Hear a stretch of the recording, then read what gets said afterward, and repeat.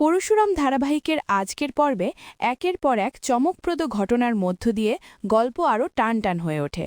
শুরুতেই দেখা যায় আয়েশি পরশুরামকে ফোনে হুমকি দিয়ে বলে যেন সে ভুলে না যায় যে তার সন্তানরা এখন এই বাড়িতেই রয়েছে। এই কথা শুনে সঙ্গে সঙ্গে তটিনীর মা এগিয়ে এসে দৃঢ় গলায় জানিয়ে দেন এই বাড়িতে থাকা অবস্থায় লাট্টু পিকুর কোনো ক্ষতি কেউ করতে পারবে না, কারণ তারা এখানে নিরাপদেই আছে। তিনি আয়েশির হাত থেকে ফোন কেড়ে নিয়ে পরশুরাম অর্থাৎ শিবপ্রসাদ গাঙ্গুলিকে আশ্বস্ত করে বলেন যে তার সন্তানরা ভালো আছে এবং নিরাপদেই থাকবে। এরপর তিনি লাট্টু ও পিকোর সঙ্গে পরশুরামের কথা বলিয়ে দেন।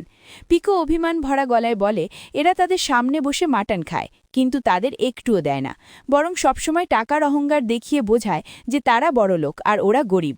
মেয়ের এই কষ্টের কথা শুনে পরশুরাম তাকে সান্ত্বনা দিয়ে বলে তার যতটুকু সামর্থ্য আছে তা দিয়েই সে নিজের সন্তানদের খাওয়াবে, আর খুব শিগগিরই সব ঠিক হয়ে যাবে।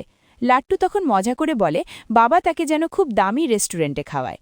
উত্তরে পরশুরাম স্নেহ ভরে জানায় তার সাধ্যের মধ্যেই সে সব করবে, কিন্তু এখন তার সবচেয়ে বড় কাজ হল সেই মেয়েটির জন্য ন্যায় বিচার আনা যে তাকে রাখি পরিয়েছিল, ভাইফোঁটা দিয়েছিল, আর যার প্রতি ভীষণ অন্যায় হয়েছে।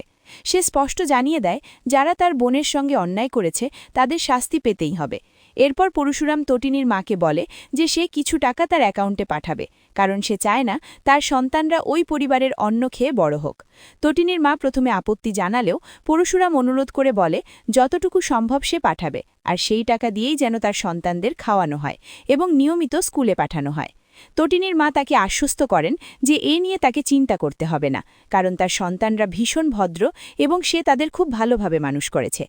এরপরেই তটিনীর মা জিৎ মুখার্জিকে সতর্ক করে বলেন এখনও সময় আছে, বিজিতের মতো একজন অপরাধীর সঙ্গে যেন নিজের মেয়ের বিয়ে না দেয়, কারণ যেদিন তার মেয়ের বিয়ের দিন ঠিক করা হয়েছে সেই দিনই নাকি বিজিতের আরেকটি বিয়ের কার্ডও বিলি হচ্ছে।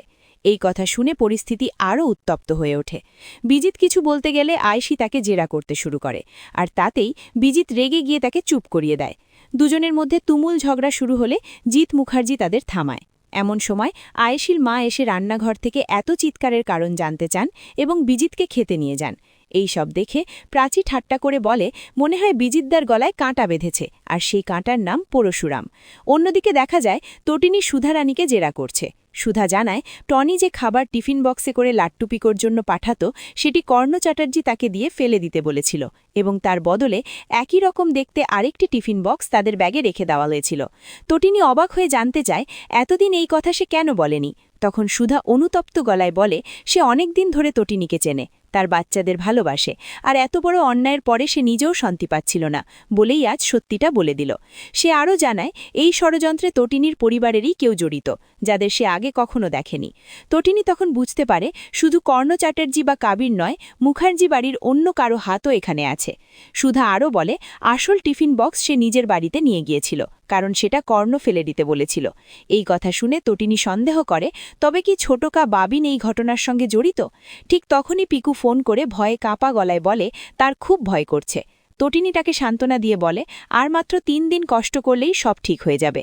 এরপর তটিনীর মাথায় আসে জিৎ মুখার্জি বা বাবিন মুখার্জি যখন টিফিন বক্স কিনেছে তখন নিশ্চয়ই কোনো দোকান থেকে বিলও নিয়েছে, তাই সে পিকুকে এক গুরু দায়িত্ব দেয় জিৎ ও বাবিনের ঘর খুঁজে সেই বিলের কাগজ বের করতে হবে।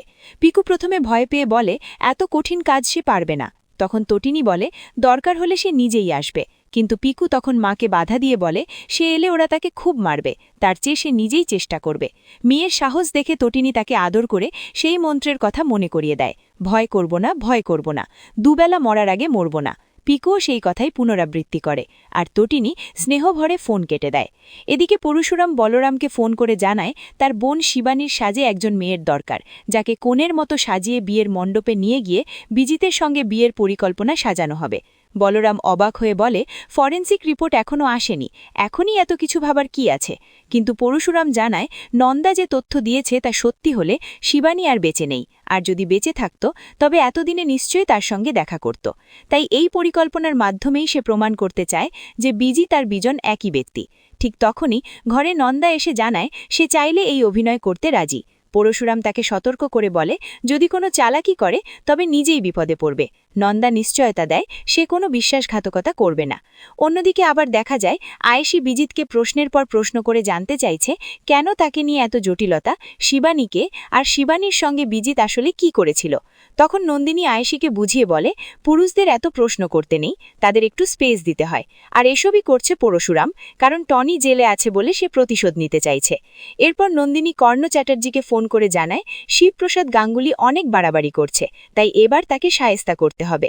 একই সময় বিজিত কুসুমপুরে তার এক বন্ধুকে ফোন করে পরশুরামকে শেষ করে দেওয়ার নির্দেশ দেয়, কারণ সে জেনে গেছে পরশুরাম আসলে শিবানীর আপন দাদা। আর এই সত্য জানার পর থেকেই সে পরশুরামকে নিজের পথ থেকে সরিয়ে দিতে মরিয়া হয়ে উঠেছে। সব মিলিয়ে আজকের পর্বের রহস্য, ষড়যন্ত্র, আবেগ আর প্রতিশোধের আগুন মিলেমিশে এমন এক উত্তেজনাপূর্ণ পরিবেশ তৈরি করেছে, যা আগামী পর্বের জন্য দর্শকদের কৌতূহল আরও বাড়িয়ে দিল।